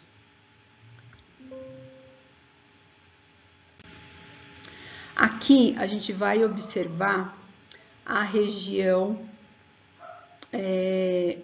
de boca e pescoço. Então, aqui o contorno do rosto desse paciente. Então, por exemplo, no classe 4 aqui a gente já tem, né, a presença do jaw, olha a queda da face aqui do sulco, né? Mas eu ainda observo um contorno, apesar de ter o jaw. Aqui existe já uma mudança, olha, né? Aqui, então, essa mudança ela é muito maior, mais evidente, e aqui você já não observa mais, você perde todo o contorno facial dessa região. Isso a gente precisa observar para esse paciente, né? E vai avaliando todo o restante. Aqui para a região de pescoço, né? Então, como que é, né? Eu tenho contorno, tem papada, não tem? E uma coisa importante, as pessoas mandam para mim, né? Eu quero tratar minha papada, eu tenho gordura nessa região. Nem sempre é gordura, às vezes é flacidez. Então, a gente precisa de uma boa avaliação para saber. E sempre que tem gordura, e a gente remove a gordura, fica embaixo o quê? A flacidez. Então, a gente precisa tratar as duas coisas juntas. Mas nem todo mundo é só gordura. Às vezes, a flacidez está associada. Observa esse último grau, né? Olha aqui, né? Você quase já não observa mais, né? Não existe mais esse contorno do paciente. Esse estudo, ele fez uma validação e colocou pessoas jovens para que você colocasse o contorno aonde você deveria ter aquela estrutura na face, que seria a linha azul. E depois, com o passar do envelhecimento, ele vai colocando o quê? As linhas vermelhas, que você observa o quanto você vai tendo de flacidez. Isso para a região de olhos, periorbicular, para a região de mento e pescoço, né? Então, olha, observa essa região e aí você começa a observar. Ele deveria estar aqui no azul, né? A próxima foto é um pouquinho melhor. Olha aqui como a gente perde, né? Então, aqui é o acúmulo excessivo de gordura subcutânea e flacidez. Mas esse paciente, ele tem muito mais flacidez do que gordura. Então, durante o nosso processo de avaliação, a gente tem que identificar o que é flacidez e o que é gordura. Por exemplo, essa é uma pessoa jovem, ela tem 36 anos, fez uma cirurgia bariátrica, emagreceu demais, então ela tem muita flacidez, além de corporal, facial também. Se você olhar, ela veio com uma reclamação de gordura na papada. Quando a gente avalia, ela não tem gordura, ela tem flacidez. E aí a gente faz a avaliação, observa o instrumento, propõe um tratamento. E aí você devolve o contorno facial. Então, olha aqui, né? Que ele não tinha, você quase não vê aqui. Aqui o contorno é evidente. Então, você devolve o contorno facial para essa paciente. Então, nesse caso, é flacidez, não é gordura. Então, precisa avaliar. A gente utiliza muitos recursos, como vídeos também, para que a gente consiga observar como está. Então, os sinais de envelhecimento. Então, a gente tem rugas estáticas. Como é que está a flacidez? Ela vem, ela tem elasticidade, porque assim, o chicletinho, né, que a gente brinca, ele tem que ir e voltar. O duro é se você só vai e não volta. Então, o que é falta de colágeno e o que é falta de elastina? Isso também está envolvido nesse processo. E aí a gente tem que avaliar esse paciente. Então, olha as rugas periorbitais, né? O sulco dela. Então, também, né? Perde esse contorno. Olha a região dos olhos, o aprofundamento. Então, aqui você observa todas as alterações fisiológicas, morfológicas que vão acontecendo no processo do envelhecimento. Essa paciente também, já tinha mostrado uma foto dela, né? Mas para que vocês observem. Então, esse é ela de frente, que a gente observa, né, as rugas de glabela, queda palpebral, o sulco evidente, o queixinho duplo, a presença do jaw. E quando a gente vai observar o perfil, né, olha como é que tá as rugas. Essa pele, ela vai caindo nessa direção e vai formando essas rugas aqui nessa região, que pode até mesmo se intensificar, até mesmo dependendo do lado que a gente dorme. Mas são rugas que estão aqui. Isso aqui é sinal de flacidez. Ah, olha o contorno dela. Existe contorno? Não, né? Ela tá aqui, olha onde vem o tecido. O tecido vem todo nessa região. Então, ela já tem a perda. Então, aqui tem um pouco, quando a gente observa, faz a avaliação dela, a gente palpa e observa que existe um pouco de gordura e também existe flacidez associada, até mesmo pelo fator, né, idade, nunca se cuidou, nunca foi feito nada e tudo mais. E aqui também, para a gente observar o quê? A elasticidade dessa pele. Então, será que eu consigo palpar? Né? Então, a gente faz um dedo em pinça e puxa, tá? Isso tem que estar denso, firme. Quando ele está muito molinho, né, flácido, não tá legal, tem que tratar. E aí a gente entra com os tratamentos para você melhorar a qualidade de pele, para dar densidade, né? Para você ver o quanto você aumenta de derme, de espessura dérmica nessa paciente. Então, isso é importante para os nossos tratamentos. Né? Olha quanto você consegue reduzir. Né? Então, você dá densidade, então assim, é mais difícil dela puxar. Então, ela pega, mas ela pega um volume muito maior, que é um volume realmente de derme nessa região. Então, agora ela tem fibra colágena, fibra elástica, a gente devolve isso para a paciente. E a gente, de uma maneira natural, a gente não mudou o contorno do rosto dela, a gente não mudou nada, mas a gente deu qualidade para ela. E se ela continuar tratando, melhor ela vai envelhecendo, ela vai prevenindo outros sinais. Esses aqui, que ela já tem estático, é mais difícil de você sumir, né? Então, você vai ter que fazer diversos procedimentos. Melhora? Sim, mas também não é a intenção tirar todas as marcas do tempo. A intenção é que a gente envelheça bem, né? Que a gente observe a pessoa, veja que ela tem uma idade mais avançada, mas que ela está muito bem, né? Ela tem qualidade no processo de envelhecimento dela. Então, isso é o nosso objetivo. Então, observa o contorno corporal dessa paciente, né? Então, olha como é que tá. Então, a gente já tinha visto. E aí, a gente faz um procedimento, a gente ainda não devolveu, já melhorou esse contorno. Então, olha como aqui não era só gordurinha, né? Era muita flacidez. E aí, você reposiciona esse tecido. Põe ele de uma maneira melhor no lugar. Olha como você observa essa parte de rugas, olha como você melhora essa região. Né? Olha como você melhora o contorno dela. Então, fazendo uma boa classificação, vendo a classificação do envelhecimento, da flacidez de pele que ela tenha, para que você promova o melhor tratamento possível.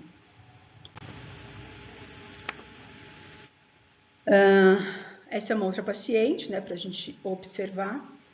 Então, rugas, né? Essa é uma ruga ao movimento, ó, sorriu, né? E aí, será que quando ela está sem sorrir, ela tem essa mesma ruga? Então, é isso que a gente avalia, né? Aqui com movimento e sem movimento. E olha como que tá. Essa paciente, ela perdeu o contorno. Então, por mais que você melhore, bloqueie, bioestimule, você também vai ter que posicionar tecido, né? Porque muitas vezes só estímulos a gente não vai conseguir, a gente vai precisar realmente pegar algo, fazer determinados procedimentos para suspender o tecido e colocar no lugar. É isso que a gente promove. Olha, aqui é o movimento, né? Só que a gente utiliza alguns recursos que a gente controla. Esse aqui é o antes. Então, essa região de rugas há um movimento muito maior do que agora, mas ainda tem, porque é a idade, ela já chegou para se tratar com 57 anos. Então, ela já tem uma idade para que, se você começa antes, lá para os seus 38, 40, você vai chegar nos seus 50, 57 melhor. E quais são os equipamentos que a gente tem de avaliação por medições objetivas? Aqui a gente vai conversar com algumas medidas que a gente tem, que você pode tanto usar equipamentos físicos ou instrumentos que eles são muito mais objetivos. Essa é a proposta de trazer para essa aula. Então, as medições objetivas, elas surgiram da biometria cutânea, que é uma ciência capaz de traduzir os fenômenos biológicos através de dados numéricos. Para a gente isso é muito bom, né? Então, eu tenho vários métodos e eu consigo comparar isso. Então, é uma análise de pele mais precisa, ou é um software, um equipamento. Então, a gente tem diversos recursos, as tecnologias elas estão avançando para que você consiga avaliar profundidade de sulcos, de rugas, hidratação de pele, quantidade de melanina, de hemoglobina. São recursos que a gente tem de instrumentos mais objetivos na avaliação de pele.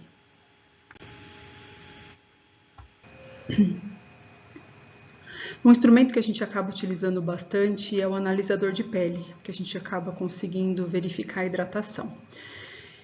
Nós não temos aqueles aparelhos um pouco maiores que têm, durante a avaliação, que eles sejam até mais fidedignos. A gente tem esses portáteis, dão um bom indicativo, pelo menos vocês conseguem comparar o tratamento, quando o paciente chega com a pele muito oleosa, né? Então, ele vai te dar não só hidratação, umidade, mas também oleosidade. Então, esse é um equipamento. O ideal é que a gente pudesse ter esse tipo de equipamento aqui, né? Que ele te dá um valor mais fidedigno.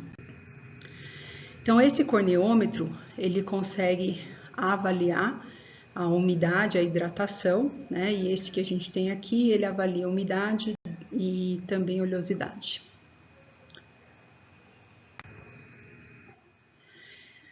Esse analisador de pele, então, que a gente falou, né, ele vai analisar umidade, oleosidade. Aqui tem alguns que fazem elasticidade, esse que a gente tem no Brasil não faz, né? Então, você pode, por exemplo, o paciente chega, está com a pele extremamente oleosa, você aplica, ele vai ficar com ele vai dar a porcentagem, você anota na sua ficha, e ele vai ficar vermelho, né, indicando que a pele está em desequilíbrio entre umidade, oleosidade, com dificuldade de absorver ativos essenciais.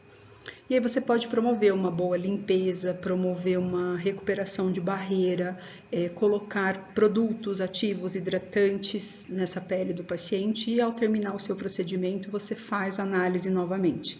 Geralmente, o que estava vermelho passa a ficar verde, então você consegue um equilíbrio dessa pele muito interessante, você mostra isso é visual para o teu paciente, então é muito bom também. E aí o que a gente faz é colocar esses dados na nossa planilha. Então esse é um exemplo que eu deixo para vocês de uma ficha de controle de umidade e oleosidade que vocês podem colocar na ficha que vocês têm. Tá? Essa é o que eu acabei desenvolvendo, então eu coloco algumas regiões importantes, então testa, face, região de bochecha, região dos olhos, né, mento, nariz, vocês podem colocar, por exemplo, corporal também, né, pode até colocar mãos, pulsos e tudo mais, né, depende do que vocês trabalham, qual é o foco e o nicho de vocês.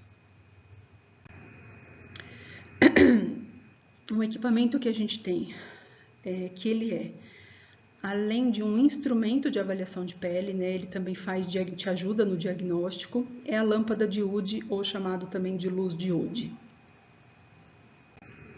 A luz de Wood, ela ajuda a gente a diagnosticar discromias, tá?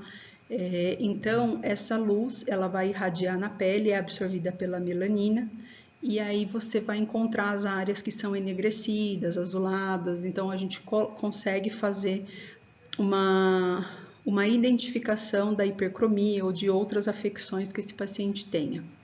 A melhor é essa aqui, que é o Dermiscan, né? Ele tem um valor agregado um pouco maior, mas é muito mais fácil de trabalhar, porque na verdade você precisa avaliar o paciente na luz branca, aí você muda para a luz de Wood, verifica a hipercromia, a mancha, verifica que se tem oleosidade, se é uma acne, você vai visualizando as alterações que ele tem. Tem dúvida? Volta, né? O que a gente acaba recomendando é sempre que faça a foto, tanto na luz branca quanto na luz de Wood, para que você consiga, até mesmo depois que o paciente saia da cabine, você consiga avaliar melhor. Tá? Essa outra aqui, ela é bem mais barata, mas é muito difícil, porque você precisa estar com o ambiente escuro e mesmo ela tendo esse capuzinho preto, ela fica mais difícil, tá bom? Quando a gente vai avaliar fototipos mais altos, 4, 5, 6, ela também é um pouquinho mais complicada. A lâmpada de Wood, então essa fluorescência, ela vai atingir o tecido cutâneo, né? E essas radiações a gente vai ver um espectro de luz visível que são emitidos e aí a gente vai detectar colágeno, nicotinamida, adenina, aminoácidos, por exemplo, triptofano. Então você consegue alguns tecidos e componentes importantes. Então o que a gente tem como características principais da luz de Wood? Pele oleosa. Ela fica uma fluorescência viva com cor laranja e amarelado. Se você tiver acne como edões, fica um amarelo claro, laranja com pontos róseos fluorescentes. Uma pele seca, ela tem pouca fluorescência. Se você tiver microcistos ou uma pele morta, os pontos são brilhantes. Manchas hipocrômicas, bordas bem definidas. Se as manchas forem hipercrômicas, a localização precisa do pigmento. O epidérmico, a borda, a margem dessa mancha, ela é bem visível, bem contornado. Se for dérmico, ela é muito dissipada. A gente vai ver um exemplo nos slides adiante. A psoríase, ela se apresenta como uma fluorescência prateada, um carcinoma, uma fluorescência mais arroxeada. Se for um roxo escuro, grandes áreas, pode ser maquiagem, base, protetor solar também.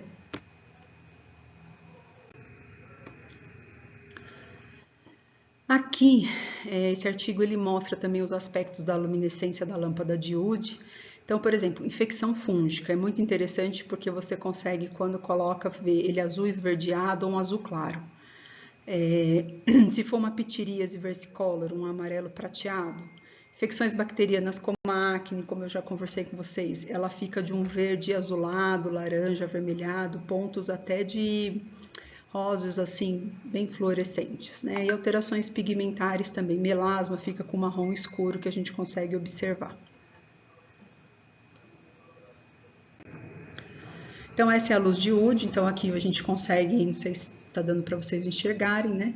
Mas, por exemplo, características de uma pele oleosa, a gente consegue observar também áreas muito brancas, podem ser áreas desidratadas, né, áreas de pele morta, né, poros congestionados, pele seca, então região de boca, lábio, muitas vezes está bem ressecado, a gente consegue observar aí por essa parte bem branca. Essa é uma foto que a gente consegue observar então a oleosidade, os pontos de fluorescência, né, e uma desidratação na região de lábio. Essa figura ela mostra o dorso com hipomelanose. Então, as áreas, né, quando as manchas são hipocrômicas, a gente consegue observar bem, né, as manchas. Então, é bem interessante que a gente consegue ver, são áreas de fluorescência azul brilhante. Efélides, né, que são as sardinhas, então ela se manifesta dessa maneira. E as áreas mais hipercrômicas ficam mais amarronzadas, né? O melasma também. Então, esse aqui, no caso, você olha na luz branca, você enxerga toda a mancha. E aí você olha na luz de Wood, essa mancha, tá vendo que ela fica bem contornada? Então, isso é um melasma epidérmico, né? Olha aqui as margens bem contornadas. São muito, a gente consegue evidenciar isso. Então, isso quer dizer que o pigmento, ele está na superfície, então você consegue enxergar o pigmento. Região onde você vê esse arroxeado, tá? Aí a gente precisa, quando a gente faz o exame pela luz de Wood, a pele tem que estar bem limpa. Então, se ele aparecer dessa maneira, tá? Provavelmente, aqui a gente sabe, é resto de maquiagem.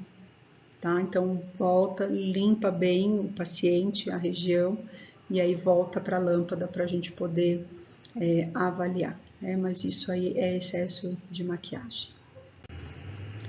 Então, orientações para o uso correto, né? Resultados confiáveis, efetivos. Então, a gente aquece a lâmpada, pelo menos aí uns minutinhos antes, realiza o exame sempre em sala escura. A gente vai posicionar a fonte de luz de 10 a 12 centímetros da área avaliada, evitar o uso prévio de medicamentos tópicos, qualquer outra substância que possam gerar resíduos. Então, pele bem limpa, pode usar um demaquilante, usa uma água termal, limpa bem essa pele e aí depois a gente faz o exame.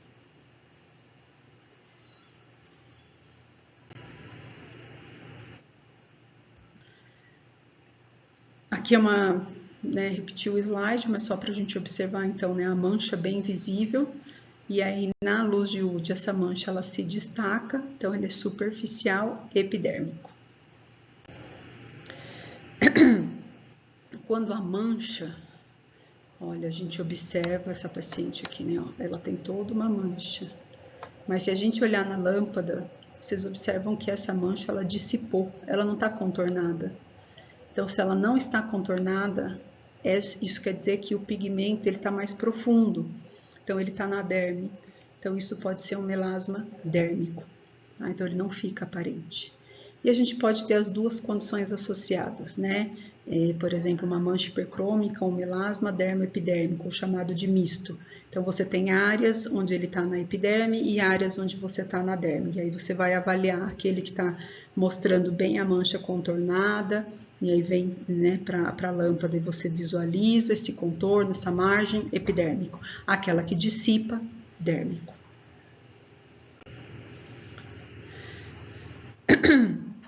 O vitiligo, ele fica acentuado à luz de UD, então a gente observa como que a mancha hipocrômica, ela sofre a fluorescência, então você evidencia essas manchas. Mais uma vez, embora você observe o paciente, você veja que assim, por essa foto na luz branca você não observa, mas posso dizer porque sou eu mesma, existe uma mancha aqui nessa região, tá? Que é visível, lógico, ela é controlada, tá bem superficial, mas quando a gente olha para a lâmpada, a gente observa ela aqui, ó. Então, é uma mancha, é um melasma epidérmico, está em controle e quando, mesmo a gente não conseguindo visualizar ela na luz branca, como, claro, eu sei que eu tenho e eu trato, eu sempre faço o acompanhamento pela luz de UD para que essa mancha ela não aumente de tamanho. Aqui que eu quero mostrar para vocês, que a gente faz até com os alunos. Nesse caso, eu passei protetor só de um lado do rosto, Então, o protetor solar, ele bloqueia a luz. Ó, olha aqui bem no nariz, Ainda passei mal passado, que era só para realmente os alunos observarem, e a gente usar nas aulas também. Então, essa região aqui foi passado o protetor solar. Então, ela bloqueia e aí a gente não consegue avaliar essa pele. Isso é bom para mostrar, que o protetor realmente funciona. Aqui mostrando, então quando a gente faz o acompanhamento, então a gente põe o paciente na lâmpada, detecta qual é o tipo de mancha hipercrômica que ele tem, no caso essa paciente ela tem efélides, melasma misto, a gente propõe tratamento para ela e controla bem as manchas, então deixa ela numa condição muito melhor de pele, que é o que o paciente deseja. Melanose pós-inflamatória, então seja ela pós-procedimento, acne, inflamações, inflamação descontrolada, intercorrências, a gente tem que tratar também. A gente consegue visualizar isso pela luz também e a gente vai propor um tratamento. Ou também uma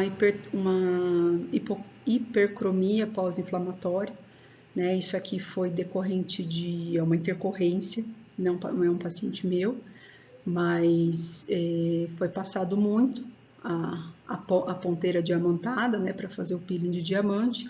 Olha, um paciente de fototipo mais alto, e aí você tem aí uma mancha pós-inflamatória, Então aqui precisa clarear, precisa tratar. Esse é um equipamento que nós não temos no Brasil, que é o Tiwameter. e ele avalia Our a skin perda is de a água protective barrier transepidérmica. against environmental Então ele faz uma influences. medida de It continuously difusão, releases water, detectando which we call através das medidas de transepidermal equipamento water mudanças loss, or sutis na integridade da TEWL. barreira da pele. This can be measured Então with the esse é bem Courage in interessante, eu Kazaka deixei um link aqui TEWometer. para vocês darem Their uma technology is even observar. space-proven. On the Ele é International Space Station, equipamento que você astronauts pode levar used para the esse TEWometer paciente, from ele já Courage foi in Kazaka melhorado, to gain hoje ele insights é into the stress portátil on e skin você caused by living in consegue space. The open measuring ver então chamber a of the perda de água TEWometer with 2 pairs of transepidérmica. sensors for temperature and Tem humidity dois was sensores. recommended in the EEMCO guide as a superior method compared to closed chamber systems. The new TEWometer TM-Hex has 15 times more sensors Então than o the TEWometer ele TM300. consegue fazer essa análise 60 de perda sensors de for água temperature and transepidérmica. humidity are embedded in the inner wall.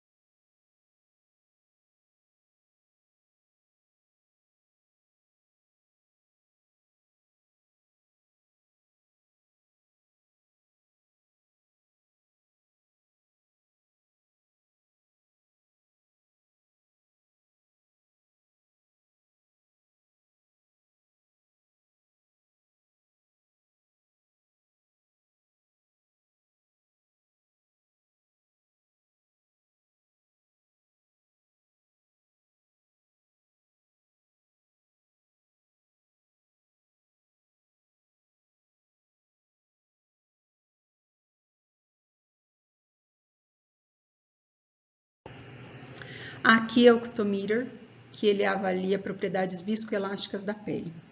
Geralmente a gente tem esse tipo de equipamento associado em universidades, onde a gente consegue avaliar com pesquisas clínicas, por exemplo, se esses equipamentos ou determinados produtos, hidratantes, cosméticos, nutracêuticos, se eles estão funcionando, né, como que está sendo a absorção pela pele. E ele avalia também, nesse caso, alguns desses equipamentos eles vêm junto associado, né? Vem o corneômetro, vem o analisador de perda de água transepidérmica e vem como se fosse o cutometer, que ele avalia as propriedades viscoelásticas da pele.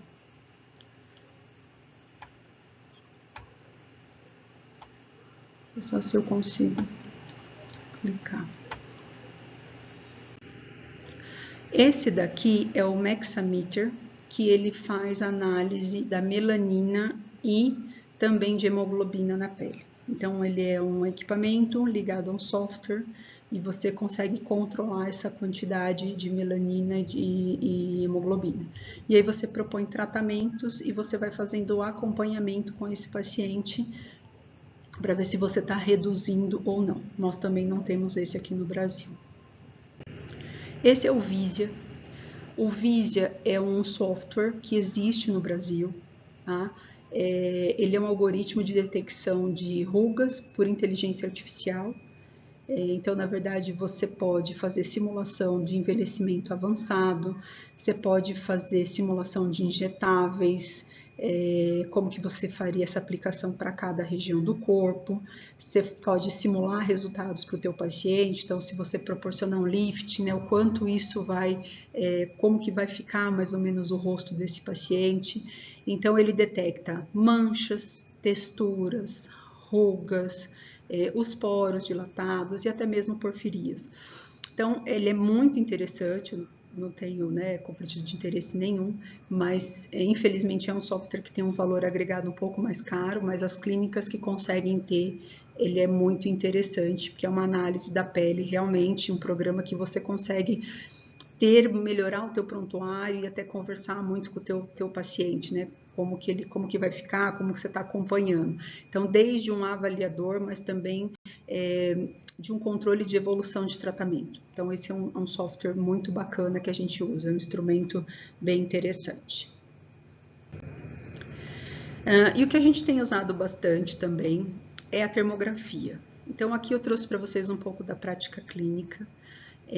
A termografia, né, a gente acaba estudando o calor, que é a termogênese, o que o nosso calor produzido no corpo ele demonstra. Então, na termografia, se estuda muito ela para dor, auxilia em diagnósticos, a gente consegue avaliar muitas vezes tratamentos, efetividade de tratamento, você consegue avaliar até fazer diagnósticos, por exemplo, de tumores. É um equipamento, é um exame super fácil de fazer.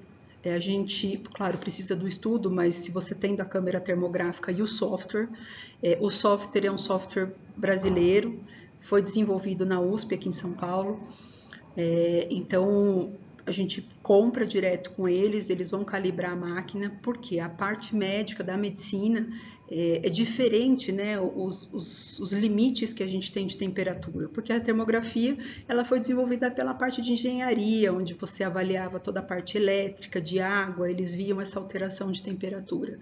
E a gente trouxe a termografia, então, para a área da medicina, para que a gente pudesse ser um auxiliar. Então, a gente vem fazendo, tem até especializações em termografia.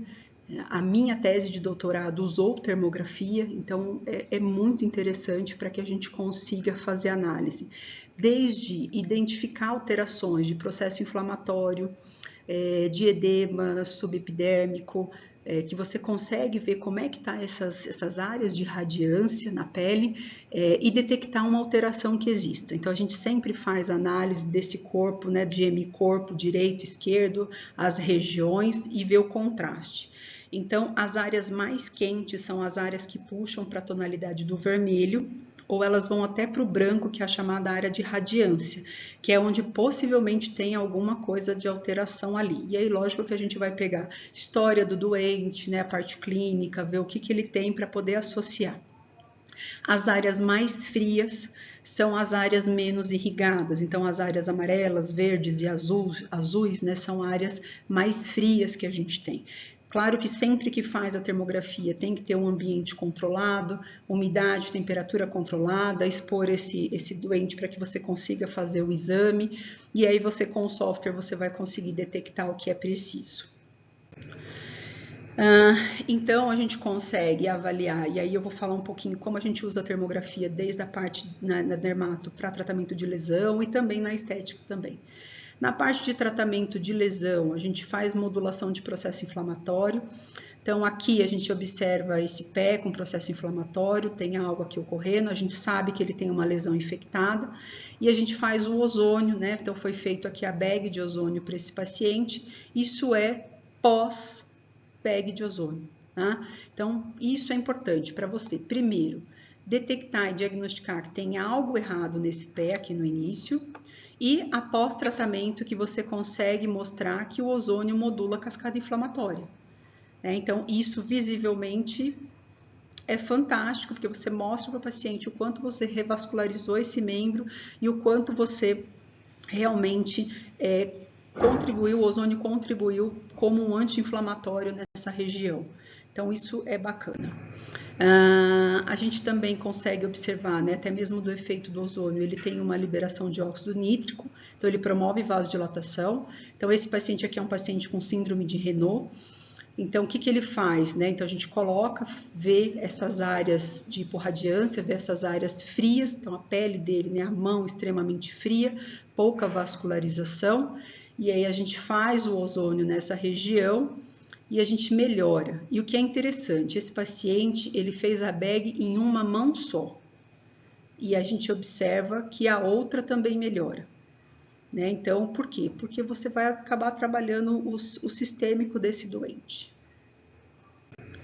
Então, aqui a gente acaba utilizando bastante, né? Principalmente para a parte de dor, como parte imunológica desse paciente, então melhora, e dentro da estética a gente traz o ozônio como modulador do sistema imunológico também, né? Auxiliando nos nossos tratamentos. E aí, com a termografia, também a gente consegue detectar. Então, esse aqui é um outro paciente também com uma inflamação na perna, uma infecção pós-cirurgia de joelho, e a gente observa, então, faz a bag do ozônio, né, e observa aí a resposta como modulação do sistema imunológico. Aqui também, né, então, olha essa perna do doente, então, olha como a gente observa aqui que tem algo, né, errado, está extremamente inflamado, então, precisa identificar o que que ele tem. Nesse caso, esse paciente, ele tinha uma lesão no pé, infectada, um paciente que não tinha condições, né, pelos exames de tomar antibiótico, então, a gente faz um tratamento com a equipe multi, né, então, não existia essa possibilidade. Então, a gente optou pelo ozônio porque ele não tinha condições, ele não tinha fígado, rim, para poder sustentar um tratamento com medicação. E aí, claro, demora um pouco mais? Sim, mas a gente consegue controlar, fazer o efeito bactericida nessa região e também promover a cicatrização desse paciente.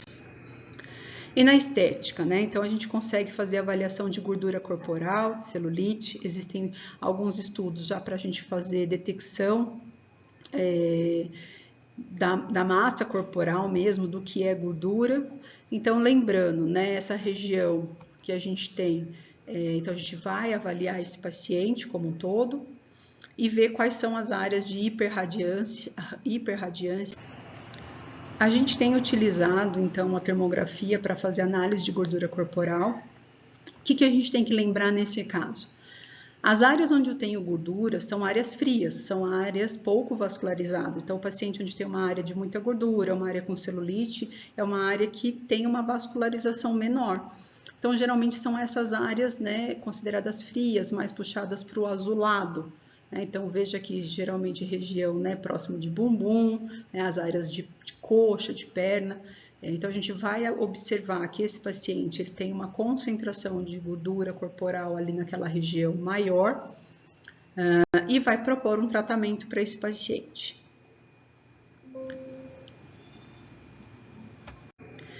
E aí, o que a gente observa, né, quando a gente vai dando sequência no tratamento dessa paciente?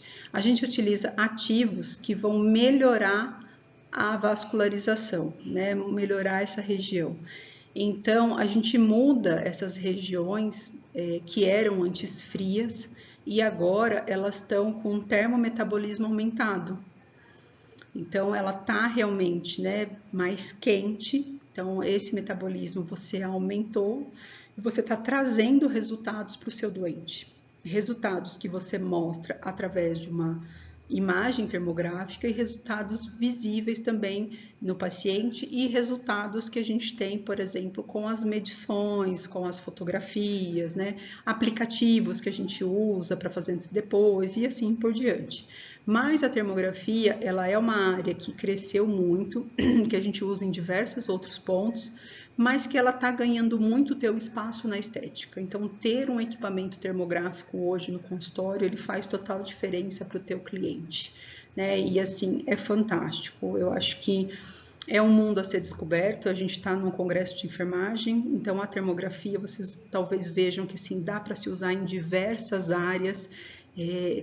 É um mundo fantástico. Eu sou suspeita, eu adoro a termografia, acho que para nós, um exame extremamente simples que a gente consegue detectar alterações no paciente e até mesmo, né, identificar por exemplo, pé diabético, neuropatia de Charcot, a gente consegue identificar isso muito claro através de um exame termográfico. Então, está crescendo e a gente tem uma área muito grande a ser explorada, né? Aconselho vocês a buscarem, estudarem, que é muito bacana, né? Um mundo muito... Ai, não sei, sou suspeita, é fantástico.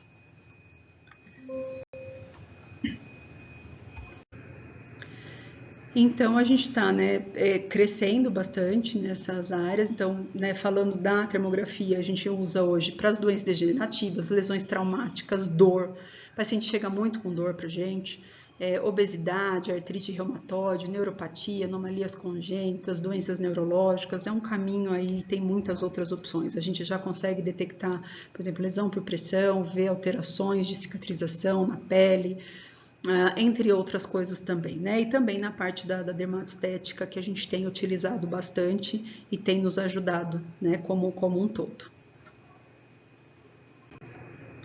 Então, eu espero que tenha contribuído com vocês. A gente tem um mundo para se explorar, então a gente trouxe uma parte do que é a dermatostética dentro da enfermagem, então aquilo que a gente atua e aquilo que a gente tem como instrumentos de avaliação de pele.